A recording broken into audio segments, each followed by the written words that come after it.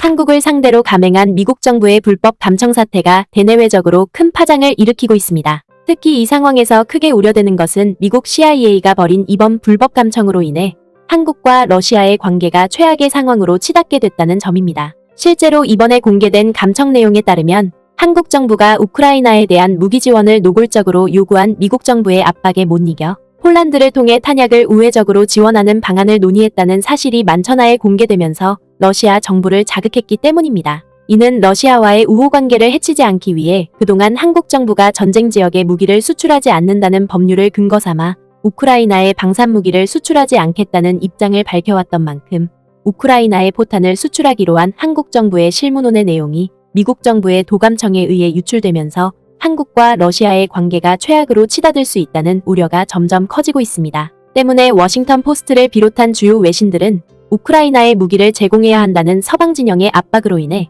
난감한 처지에 놓인 한국 정부의 입장을 연일 집중 조명하고 있는 상황입니다. 이에 대해 미국의 일간 매체인 워싱턴 포스트는 한국이 우크라이나에 무기를 제공하는 문제를 놓고 소피의 선택에 직면하게 됐다고 보도했습니다. 이는 1982년에 개봉한 영화 소피의 선택처럼 한국 정부가 미국의 편에 설지 러시아와 우호 관계를 이어갈지 이러지도 저러지도 못하는 사면초가의 상황에 내몰리게 됐다는 것입니다. 실제로 이 영화의 주인공인 소피는 2차 세계대전 당시 아우슈비츠 수용소로 끌려가던 중 독일군 장교로부터 참담하고 비극적인 제안을 받게 됩니다. 바로 독일 장교가 소피에게 두 자녀 중 한 명만 살려주겠다고 제안한 것입니다. 그러면서 워싱턴 포스트는 영화 소피의 선택처럼 한국 정부 또한 우크라이나에 무기를 지원하라는 미국과 서방 진영의 압박으로 인해 자칫 러시아와 척을 지지 않을까 노심초사하고 있다고 보도했습니다. 더군다나 이 매체는 설사 한국 정부가 러시아의 반발을 무릅쓰고 우크라이나에 무기를 지원한다 하더라도 서방 진영이 한국의 안보를 책임져 줄 수 있을지는 미지수라고 보도했습니다.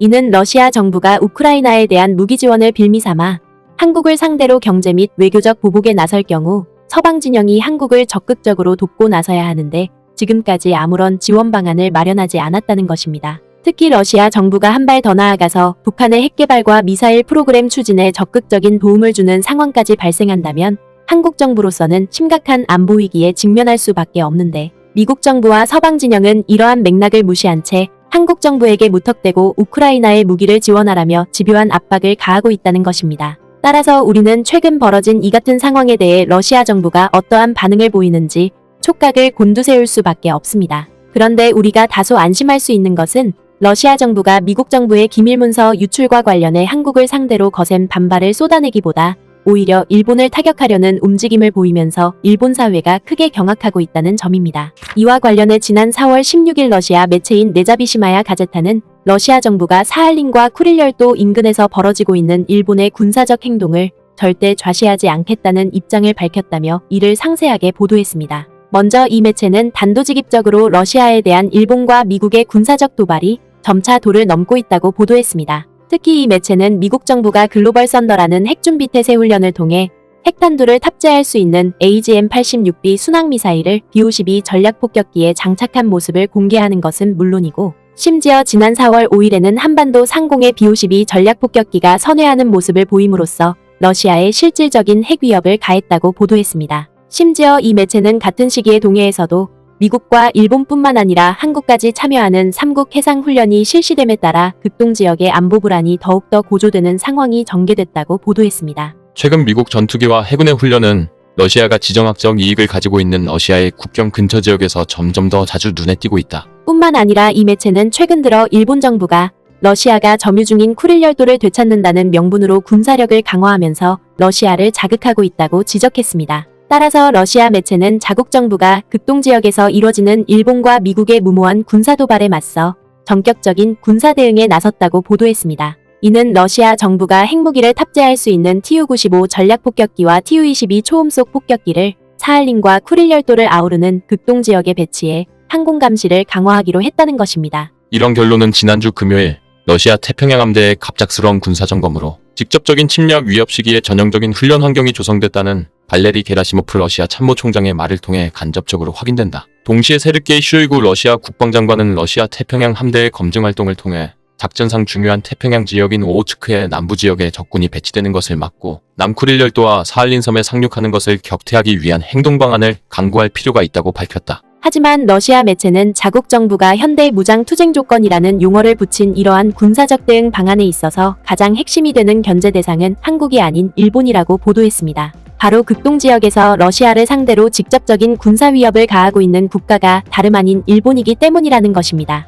불과 2주 전 니콜라이 파트루셰프 국가안보위 의장은 일본이 공격 작전을 수행할 수 있다고 말했다. 그는 이것이 이미 일본법에 의해 법적으로 확인되었으며 사실 이것은 2차 세계대전의 가장 중요한 결과 중 하나를 심각하게 위반하는 것이라고 말했다. 동시에 파트루셰프 의장은 도쿄가 군대의 개발을 위해 공격무기에 의존한다고 언급했다. 조금 앞서 일본 언론은 일본이 2023년 회계연도에서 미국으로부터 약 500개의 토마호크 순항미사일을 구입하는 것을 고려하고 있다고 보도했다. 미 해군이 사용하고 있는 최신형 미사일을 구입해 이지스 미사일 방어 시스템을 갖춘 일본 구축함에서 발사할 수 있을 것으로 예상된다. 토마호크 미사일의 반경은 16만 킬로미터이다. 즉 그들은 러시아 극동 영토의 대부분을 직접적으로 위협할 수 있다. 또한 2023년 4월 11일 일본 국방부의 보도 자료에 따르면 제국주의 군부와 미쓰비시 중공업은 일본의 외딴 섬들을 보호하기 위한 지상 및 해상 기반 미사일용 극초음속 탄두와 12식 지대함 유도탄을 개발하기 위해 28억 4천만 달러 규모의 계약을 체결했다. 특히 러시아 매체는 일본 정부가 외딴 섬들을 보호한다는 명분으로 무장 강화에 나서고 있는데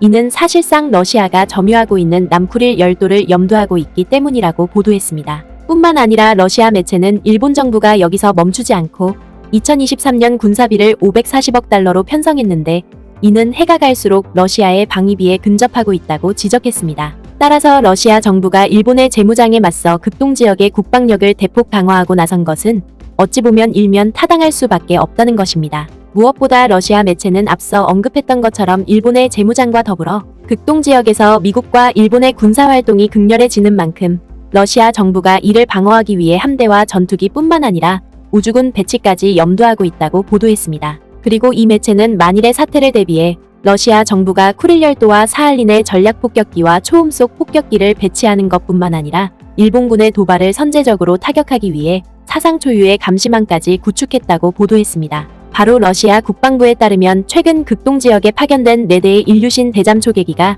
레이더 스테이션과 소나를 이용해 적 잠수함 수색 작전에 나섰다는 것입니다. 또한 러시아 국방부는 대잠 초계기의 안정적인 전략 운용을 위해 전략 봉중급 6기까지 파견함으로써 일본을 24시간 내내 감시하는 시스템을 구축했다는 것입니다. 뿐만 아니라 러시아 매체는 러시아 국방부가 여기에서 멈추지 않고 앞서 보도했던 것처럼 핵무기를 탑재할 수 있는 TU-95 전략 폭격기와 TU-22 초음속 폭격기를 사할린과 쿠릴 열도에 배치하는 방안까지 강구함에 따라 일본 정부가 섣불리 쿠릴 열도에 진입하려 했다가는 엄청난 파국을 맞이하게 될 것이라고 경고했습니다. 이를 달리 해석하면 현재 러시아 정부가 미국 정부의 도감청 내용을 빌미삼아 한국을 상대로 무력 보복에 나서기보다는 오히려 일본의 재무장을 견제하는 것에 더 심혈을 기울이는 행보를 보이고 있다는 것입니다. 결국 러시아 매체의 이러한 보도는 나날이 험악해지고 있는 신냉전 구도에서 우리의 안보와 경제를 지키기 위해서는 어느 일방에 편중된 외교가 아니라 능수능란한 등거리 외교가 절실하다는 사실을 매우 적나라하게 입증해주고 있습니다. 구네스북 영상을 재미있게 보셨다면 구독과 알림 설정 부탁드리겠습니다.